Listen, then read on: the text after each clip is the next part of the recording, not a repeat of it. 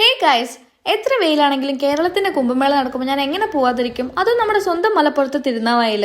പരിപാടി തുടങ്ങി 7ാമത്തെ ദിവസമാണ് ഞങ്ങൾ പോകുന്നത്. എത്തിയ സമയത്ത് നല്ല വെയിലും നല്ല പൊടിയും കുറെ ആൾക്കാരും ഉണ്ടായിരുന്നു. ജനുവരി 18-ന് തുടങ്ങിയ പരിപാടി ഫെബ്രുവരി 3-ന് അവസാനിക്കും. അപ്പോൾ ആർക്കെങ്കിലും വരാൻ താല്പര്യം ഉണ്ടെങ്കിൽ മാസ്ക് ഒക്കെ എടുത്തിട്ട് വന്നോണം. ഇല്ല ഞങ്ങളെ പോലെ ഷോളം ചുറ്റി നടക്കേണ്ടി വരും. ഇതിനിടയ്ക്കും വർക്ക് മുഖ്യമാണ് ഗൈസ്. പല നാട്ടിൽ നിന്നുള്ള ആളുകൾ ഉള്ളതുകൊണ്ട് തന്നെ ഫ്രണ്ടിൽ സ്ഥലം കിട്ടാനുള്ള ഭയങ്കര ടാസ്കാണ്. പക്ഷെ ഞാനും പാറും കൂടി ഫോട്ടോ എടുക്കാൻ വേണ്ടി ഒരു സ്ഥലം കണ്ടുപിടിച്ചു. അപ്പോൾ അതിവിടെ കളരിയൊക്കെ നടക്കുന്നുണ്ട്. പിന്നെ നമ്മൾ ഇരിക്കുന്ന സ്ഥലമൊക്കെ ഇതുപോലെ നിറയാൻ തുടങ്ങി. ആർക്കും നടക്കാൻ പറ്റൂല. 7:30 ആകുമ്പോൾ ആരതി സ്റ്റാർട്ട് ചെയ്തു. അങ്ങ് വാരണാസിയിലെ ഗംഗാരതി ആണെങ്കിൽ നമ്മുടെ മലപ്പുറത്ത് നിളാരതിയാണ്. 270 വർഷങ്ങൾക്ക് ശേഷമാണ് നമ്മുടെ കേരളത്തിൽ ഇങ്ങനൊരു പരിപാടി നടക്കുന്നത്. അപ്പൊ എങ്ങനെ അത് മിസ് ചെയ്യാൻ പറ്റും? ഇത് കണ്ടുകൊണ്ടിരിക്കുമ്പോൾ വല്ലാത്തൊരു ഫീലാണ്. കാരണം വാരണാസി പോയി ഗംഗാരതി കാണുക എന്നുള്ളത് പലരുടെയും ലിസ്റ്റിലുള്ളതായിരിക്കും. പക്ഷെ നമ്മുടെ കേരളത്തിൽ നടക്കുമ്പോൾ അത് കാണാണ്ട് എങ്ങനെ വാരണാസി പോകാൻ പറ്റും? പക്ഷെ സ്വന്തം റിസ്കി മാത്രം വന്നാൽ മതി. ഗോൾഡ് ഇട്ടൊന്നും ആരും ഇങ്ങോട്ട് വരണ്ട. അടിച്ചോണ്ട് പോയതാ.